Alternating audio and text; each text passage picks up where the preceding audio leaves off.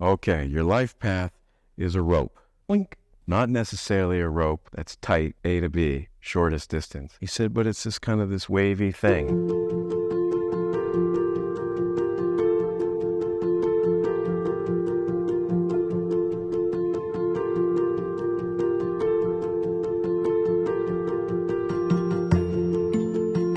I have the lightest of understanding. I have glimpses of how I think karma works, the definition. If you do good, good come back. If you do bad, bad comes back to you at some point in life. That's all I can say about karma. I think karma is an expression of the energy of the understanding of an experience. What is that? I think that is, you and I get in an argument. There's an energy in that argument. And so that energy goes forward. Maybe we had an argument a long time ago. Maybe that energy is still coming forward to today. We got to work it out. We got to understand what we were arguing about. So maybe that's an energetic understanding of a resolution of what we were working out. But still, we can create karma today. What about instant karma? Have you seen or heard? That's the best kind because you just, no delay. Right away. Right there. You kick a cat, And, so something else jumps in right in front of you. Something, yeah, don't kick cats. No, don't kick that. To me, the simplest expression of karma. The lengthy expression is that it is mapped out for us through a long ago agreement that we made somewhere. I don't know. I'm not on board with understanding all that. The Akashic records and the documents there, and somebody says, well, how can the Akashic records have everything, beginning, middle, and end already? And where's free will in this? And the best explanation that I heard just recently, okay, your life path is a rope. Blink. Not necessarily a rope that's tight, A to B, shortest distance. He said, but it's just kind of this wavy thing. And he said, you go over there, tangle over here. Oop, there's a knot. But ultimately, the rope gets you on this other place of understanding. I kind of like that idea. Why do you think we get so little time for that rope? I mean, let's say 100 years. Oh, Don always said, what's the hurry? You have all eternity. It's me wanting to nail it this time and somehow take a shortcut. I don't want to wait in line. Who's up there that I know?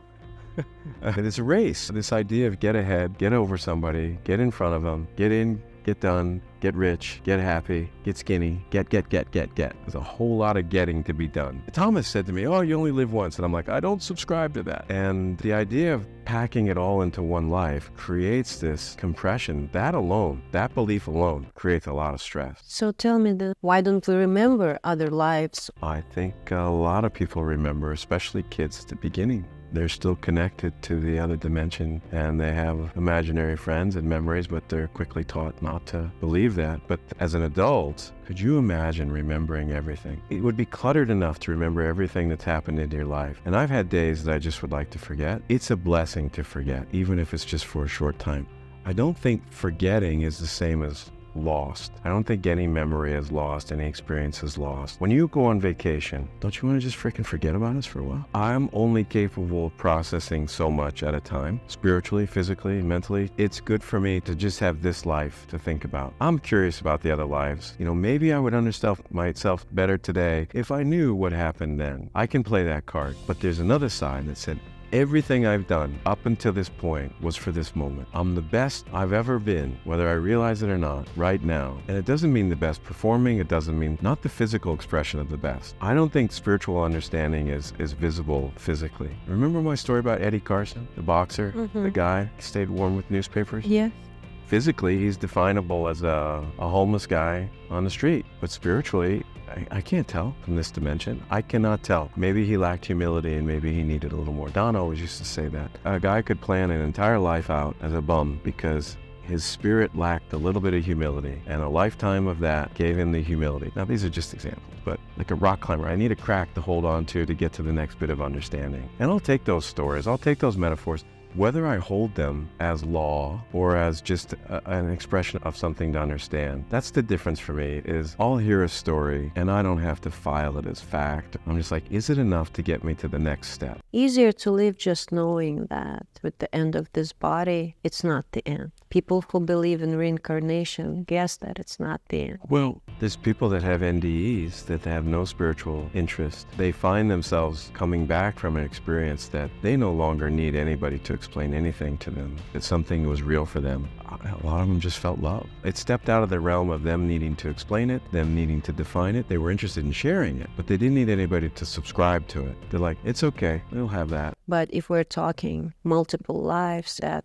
this body is not the end, it's a more hard thing for me to understand. I find that when I try to rush towards understanding is when it makes the least sense, because when I rush towards an understanding, I get all sciencey on it. I look for backup. I look for things that have been explained to me to make sense. I'll look for a book. As I start to let go of that, I let go of the time demands. Remember, I was saying this whole experience here of Plaza Grande was about 50% of a plan and 50% not, and that I had 30 years of scheduling the universe, wondering why they didn't show up on the date, and I was late, they were late. Somebody's always late, never early. I have one last question for you, Michael.